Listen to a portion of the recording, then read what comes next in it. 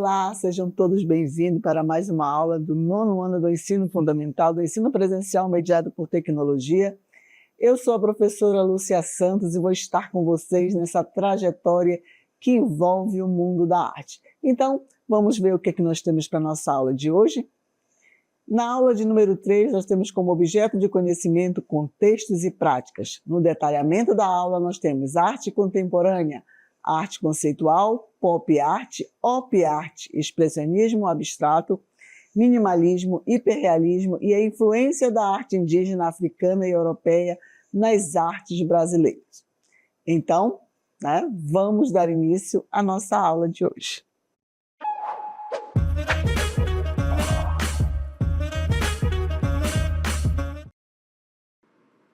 Muito bem, então iniciando a nossa aula que envolve a arte conceitual.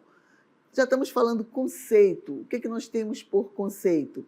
Então, eu trouxe para vocês aqui o conceito de algo, de um objeto, trouxe o objeto e o objeto, uma imagem, uma fotografia que remete o objeto na sua funcionalidade, certo? Então, quando eu falo tipiti, a pessoa ela tem que ter um pré-conhecimento do que eu estou falando.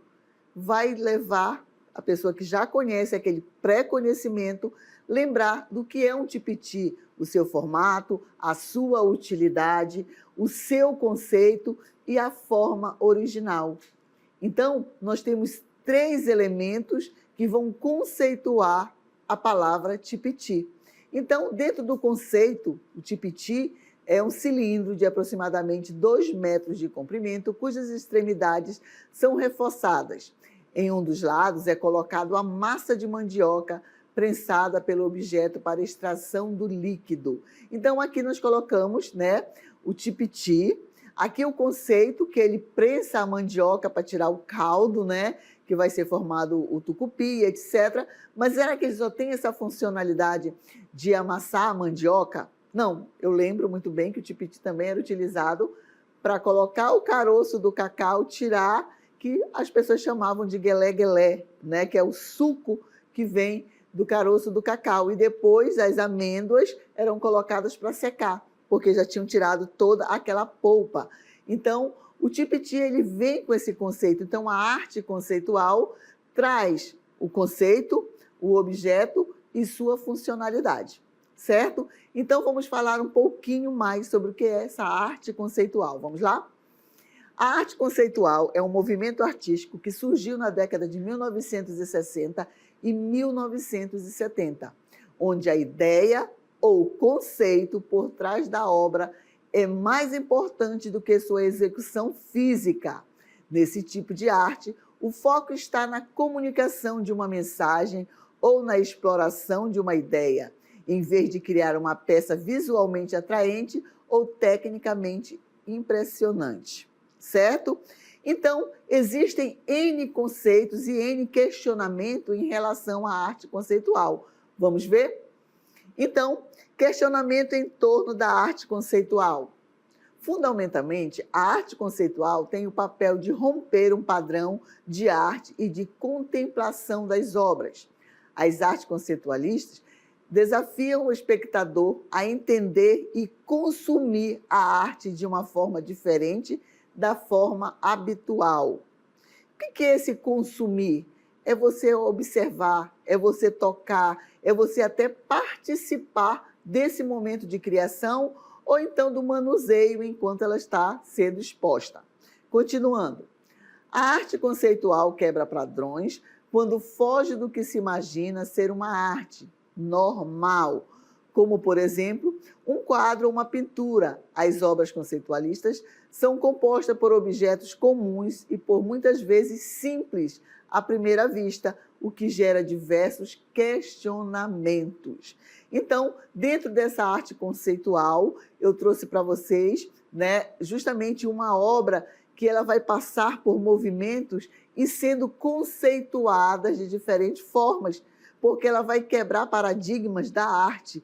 Então, o que vocês já imaginaram, de repente, colocar um mictório para exposição? Simplesmente porque o artista famoso foi lá e assinou. Então, ele tira a arte né, vamos dizer, da sua forma tão acadêmica e traz para o teu cotidiano, trazendo uma outra visão de objetos que fazem parte ali do teu cotidiano. Vamos ver uma dessas artes que vocês já devem conhecer. Aqui é a fonte, né? Então, essa fonte, o Duchamp, ele coloca essa fonte em exposição, ele assina, sabe? E vai observar o questionamento das pessoas. Mas isso é um mictório. Por que que ela se torna tão importante? Por que que ela vai... Porque ela vai quebrar paradigmas, o espectador ele vai ter um novo olhar conceitual da obra. O porquê que essa obra acontece, o porquê foi colocado ali. Então, existem N vertentes e N foco de ideias, tá, dessa questão da arte conceitual. Eu trouxe aqui para vocês alguns conceitos sobre essa arte conceitual. Vamos ver? Então, aqui temos a arte conceitual. O que nós podemos falar dessa arte conceitual? Bem, vamos primeiro falar o foco na ideia. O que seria o foco na ideia? O conceito ou a mensagem mais importante que a execução, a técnica ou a estética da obra. Então, a mensagem, o que ele quer passar? Por que esses objetos estão aí? Então, o foco na ideia é mais importante. E aqui nós temos desmaterialização da arte. O que seria essa desmaterialização da arte?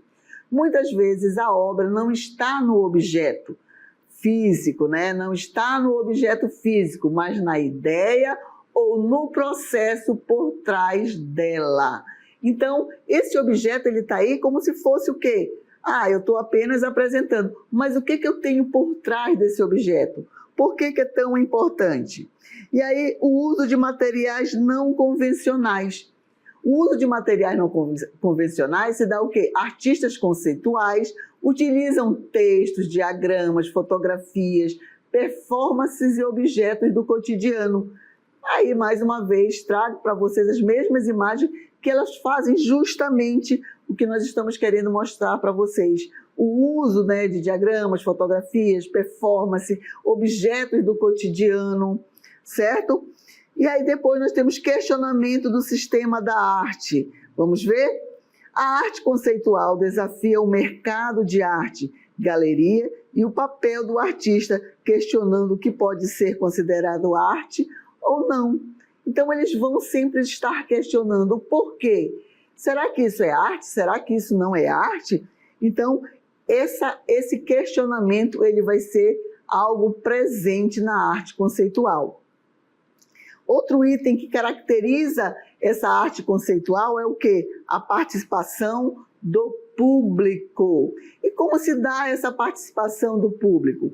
As obras frequentemente envolvem a interpretação ou a interação do espectador, tornando parte do processo artístico. Então, o que é essa interação do espectador? O espectador, às vezes, ele vai estar inserido na obra.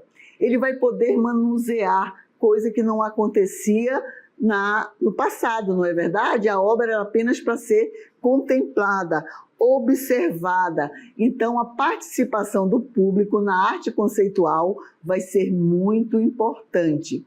E aí, o processo intelectual. O que nós podemos falar sobre esse processo intelectual? O processo intelectual é o quê? A arte conceitual é muitas vezes associada a uma reflexão o quê? Uma reflexão crítica, filosófica ou política sobre temas contemporâneos.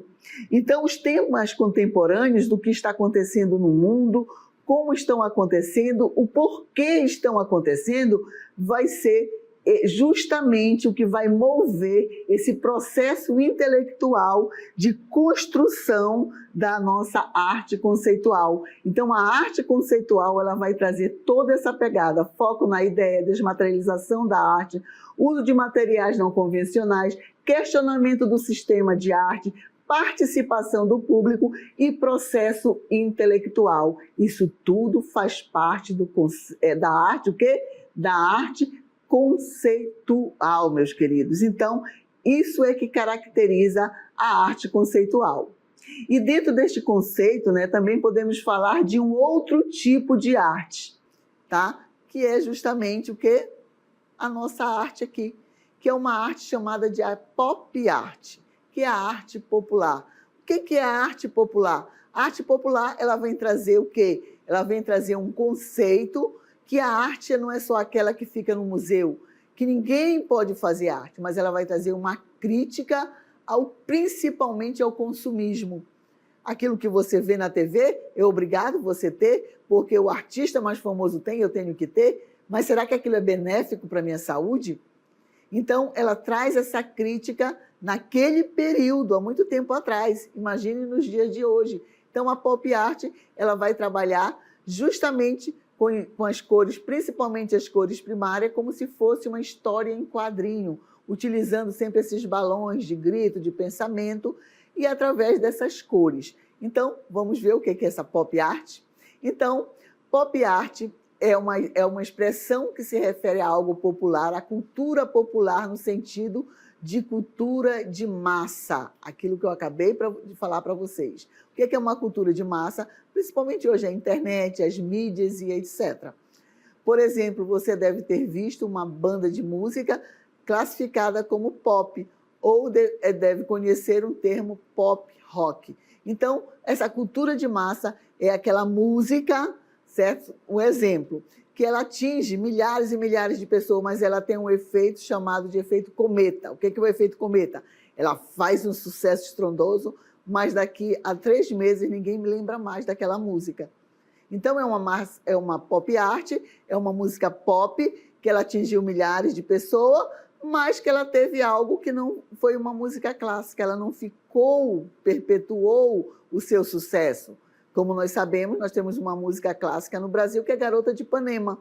Ela sempre está na moda, ela sempre é lembrada quando se fala de música clássica. E existem músicas que tocaram, fizeram sucesso há 3 meses atrás, mas que ninguém lembra mais. Então, essa é uma cultura de massa. Continuando. No mundo globalizado em que vivemos, poderíamos citar vários exemplos de manifestações culturais pops, além da música, telenovelas, seriado, boa parte da produção cinematográfica e até mesmo o futebol fazem parte da cultura popular brasileira. Continuando, inclusive pelo fato de que tudo nos dias atuais passa por um processo de massificação, ou seja, televisionado, comercializado e exportado. Então, a pop art é justamente isso, é essa cultura de massa onde todos aderem àquela moda, né? A moda principalmente, tem pessoas que têm o seu próprio estilo, não segue moda, é como eu me sinto bem. Mas tem pessoas não, que não podem alguém aparecer com alguma coisa na cabeça, que no outro dia está todo mundo, né, os camelôs, as lojas estão todos com aquelas banquinhas, as lojas com as vitrines, oferecendo aquele acessório que aquele personagem ou aquela pessoa famosa estava utilizando. Outras pessoas não, são pessoas, vamos dizer, críticas, que dizem, bem, isso não faz bem para a minha saúde, então eu não vou utilizar, eu não quero utilizar. Faz essa crítica, faz essa leitura, mas a cultura de massa, muitas vezes, ela leva a questão do movimento, principalmente o movimento econômico, né? As pessoas compram muito porque fulano de tal está usando, fulano de tal está na moda. Você mesmo aí pode fazer uma reflexão, de repente olha no seu figurino e diz, o que eu estou usando que eu comprei porque fui influenciada através das mídias? Você mesmo pode fazer essa reflexão agora. Então, isso é a cultura de massa. Então, a pop art, ela vem justamente fazer essa crítica em relação ao consumismo. Então, vamos continuar falando um pouquinho mais da pop art. A pop art, ou arte pop, foi um movimento surgido principalmente nos Estados Unidos e na Inglaterra, na década de 1950, que utilizava elementos, figuras e a própria estética popular em seus trabalhos, de maneira a fazer uma crítica direta e irônica da sociedade consumista que se formava naquela época, especialmente com a popularização da televisão. Aí eles estão falando ainda do período da televisão. Imagine hoje, né, essa questão do consumismo através das mídias e internets, etc. Observe semelhança com imagens, né, como eu falei para vocês, que observe a semelhança com as imagens das histórias em quadrinhos, tanto na expressão do rosto como na figura formada por ponto, tal qual as imagens gráficas, o que na era digital chamamos de pixel. No Brasil, a pop art influenciou diversos artistas, dentre dos quais poderemos citar Cláudio, Rubens, Marcelo, entre outros, certo? E aqui nós temos mais algumas imagens que eu trouxe para vocês, mais alguns conceitos que falam em relação à pop art. Por que a pop art tem cores vibrantes? Vamos lá? E aqui nós temos mais algumas imagens e conceitos que eu trouxe para vocês. E o que nós temos aqui? As principais características da pop art incluem o quê? O que a pop art inclui? Justamente cores vibrantes. E o que nós podemos falar sobre essas cores vibrantes? Tons fortes e chamativos, como vermelho, amarelo e azul, são amplamente utilizados. Aí vocês estão vendo, principalmente nos remete o quê? As histórias em quadrinhos, não é verdade? Além das cores vibrantes, nós temos o quê? O uso da imagem de cultura de massa. O uso de imagem da cultura de massa. O que são essas imagens de cultura de massa? Ícones populares, anúncios, quadrinhos e produtos de consumo são frequentemente retratados, certo? Então, aí a questão da história em quadrinho, aí colocaram as colunas, né, dessa arquitetura aí, uma lata de sopa, representando uma lata de sopa enlatada, certo? E aí nós temos a aproximação entre arte alta e baixa. O que é essa aproximação de arte alta e baixa? Justamente aí, a arquitetura que nos remete lá ao período clássico, com as latas de sopa envolvendo sua coluna. Então, alta e baixa, a cultura alta e baixa, o movimento borra as fronteiras entre a arte erudita e a cultura popular, desafiando as distinções tradicionais. Então, ela vai romper justamente com essa questão. Estilo figurativo reconhecível. Então, nós temos o quê? As obras apresentam figuras e objetos cotidianos de maneiras simples e diretas. A questão da história em quadrinho, a questão da lata de sopa, a questão da serigrafia, que vai ser apresentada na pop art, certo? Crítica e celebração da cultura do consumo. Então, a crítica e celebração da cultura de consumo é justamente que naquele momento a televisão estava sendo a mídia, né? Então as pessoas faziam o quê? A pop art tanto critica quanto celebra a sociedade de consumo e o materialismo. Então estava muito forte a questão do consumismo, de aparecer na TV, eu tenho que comprar, eu tenho que ter. Então eles criticavam, mas também eles exaltavam também. Técnicas industriais, aquilo que eu falei para vocês, a questão da serigrafia, de produzir em grande escala, a questão das histórias em quadrinhos, então processos como serigrafia permitem a reprodução em massa das obras, certo? E aí, como eu falei para vocês, a questão das técnicas industriais, que vai trazer essa pegada, né, de produção em massa. Então a arte ela estaria muito mais acessível à população, ela estaria muito mais próximo.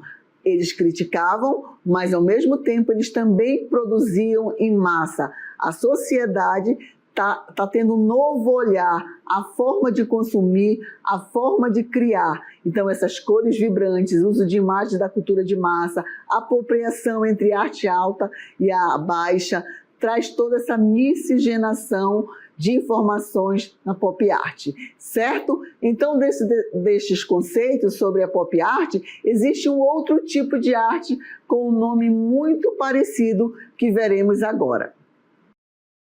Exatamente. Nós falamos sobre pop art e agora nós vamos falar sobre op art. Vocês percebam que aqui nós temos um cenário onde existem quantas cores? Vamos lá? Respondam. 2 cores. Eles vão, necessariamente, eles não usam só o preto e o branco, não. Tá bom? Eles usam outras cores, mas sempre eles querem trabalhar justamente com essa ilusão de profundidade, de movimento, tá bom? Então, eles vão utilizar isso, utilizando as linhas e essas cores, fazendo essa harmonia entre as cores e as linhas e causando essa ilusão visual no espectador, tá bom? É como se aqui tivesse o quê? Aqui tem como se fosse um cone, né? E ele cresce, e aí aqui tem uma profundidade. Não, isso aqui é apenas uma parede. Mas a ilusão que é criada através da Op Art é justamente isso. Esses artistas querem criar essa ilusão, principalmente de movimento e profundidade. Vamos ver o conceito? Então, movimento artístico visual que utiliza a ilusão de óticas. Origem da Op Art. Usada pela primeira vez em 1965, tá? Pela revista Time, o termo Op Art, muito bem, então serviu para designar um movimento artístico que se desenvolveu simultaneamente na Europa e nos Estados Unidos, no início da década de 1960. Considerada uma variação do expressionismo abstrato, a Op Art teve como precursor o artista húngaro Vítor, tá? Vasarely, que na década de 1930 pintou uma obra utilizando listas diagonais pretas, listas brancas curvadas, transmitindo ao observador a impressão de uma visão tridimensional. Aquilo que eu falei para vocês, altura, largura e profundidade, dando uma sensação de volume e movimento. Então, é isso que diz uma visão tridimensional, mas utilizando um quadro, uma coisa plana. A Op Art utiliza de recurso visual que confunde a visão humana, dando a impressão de que a imagem está se movendo ou fazendo que ela seja vista de forma diferente a depender do ângulo que a observa. O movimento artístico, né, expressou a mutabilidade e as ilimitadas possibilidades do mundo, tendo como fundamento a frase menos expressão e mais visualização. Eu trouxe para vocês essas imagens, né? Observem as imagens que eu trouxe para vocês. Então, as principais características da Op Art são... Quais seriam essas principais características? Vamos ver? Exploração de recursos visuais para provocar ilusão óticas. Olha aqui. Então, a exploração de recursos visuais, ela vai causar... Se vocês observarem bem essa imagem, no centro é como se ela movimentasse. Esse é o objetivo, criar essa ilusão. A imagem como se ela estivesse se movimentando, utilizando o quê? O recurso da utilização, né, das formas e das cores. Aí nós temos o quê? Utilização de formas geométricas simples. E quais são essas formas geométricas simples? Estão aí. É como se fossem quadrados, retângulos, que eles estão se alongando, mas que existe uma linha, né, que passa e cria esse movimento visual na obra de arte da Op Art, certo? E aí, dentro disso, nós temos uso de poucas cores, predominando o preto e o branco, certo? Isso não quer dizer que vai ser só o preto e o branco. Por isso eu fiz questão de trazer essa obra aí da Op Art colorida, mas que não perde a sua essência nem o seu conceito, que é criar a sensação de movimento, a sensação visual. Quando você olha, você fixa o seu olhar na obra, você percebe que ela está em movimento. Nossa, mas como é fácil, é apenas alguns círculos, oval, né? E utilizando as cores, exatamente. E o uso de quê? Da perspectiva, que vai buscar lá nos primórdios do Renascimento o uso da perspectiva para dar essa sensação visual, certo? E aí nós temos explorar a condição falível do olho pelo uso da ilusão de ótica. E aí, essa daí, eu adoro essa imagem. E o que é? Defesa para a arte, menos expressão e mais visualização, oposição de estruturas idênticas em uma interação entre si para causar o efeito óptico. Então, esse efeito óptico é o quê? Fixe seu olhar lá no centro da imagem. Se você fixar por alguns segundos, você percebe que elas estão convergindo para o centro, né? É como se todas as linhas elas estivessem convergindo para o centro. Mas se você abrir o seu olhar um pouquinho mais, é como elas estivessem divergindo do centro para a extremidade. Então, tudo isso é uma questão de estudo também. A OP Art, ela tem essa capacidade de fazer isso com a ilusão de ótica. E aqui nós temos uso de imagens ocultas que só podem ser vistas a partir de determinados ângulos. Essa aí é a questão do movimento dos ângulos, do teu olhar para criar esse movimento. Uso de poucas cores, que nós falamos, né? Essa aí é bem impressionante sobre essa questão da OP Art. Então, essas aí são algumas características, certo, da OP Art. E aí, o que podemos falar da nossa aula? Nós falamos justamente de movimentos artísticos aonde vem o questionamento, vem o homem questionando a obra de arte, tirando objetos do cotidiano, colocando em uma exposição e dando um novo sentido, um novo valor.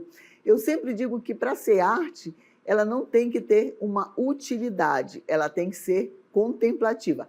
Esse é um conceito da professora Lúcia. Tá bom? A arte, geralmente, porque se nós formos buscar lá na pré-história, o homem da pré-história, aquelas utensílios, as pinturas que ele fazia, não era contemplativo, era uma necessidade de sobrevivência. Hoje, ela é apenas contemplativa, ela não tem mais funcionalidade, mas ela marca um período, uma época e uma forma como era vivida naquele período. Então, ela se torna arte porque ela ajuda, né, as pessoas a entenderem como era vivido, mas ninguém vai mais pegar aquela panela lá da pré-história e vai utilizar, ela apenas vai ser contemplativa. Então, eu sempre digo que a arte, ela é contemplativa. A arte conceitual, justamente, ela pega um objeto, um conceito de objeto e dá uma outra forma. Hoje nós temos a arte onde o público vai participar, onde o público também está inserido.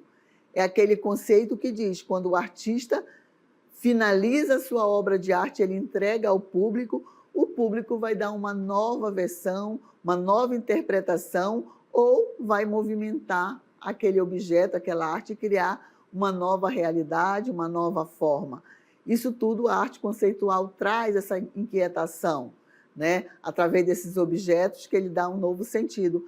Falamos da pop art, que é justamente a cultura de massa, é a crítica à cultura de massa, mas, ao mesmo tempo, ela indica caminhos que utiliza as cores primárias, como se fossem histórias em quadrinhos. Ela começa a ser inserido o processo de criação em massa, né, como a serigrafia. Aí falamos da OP Art, que traz também essa pegada, trabalhando o quê? As cores, ela tem que ser mais vivida, ela tem que ser mais contemplativa, certo? Então, dentro desse conceito, nós abordamos esses 3 movimentos artísticos. Então, finalizamos a nossa aula de hoje.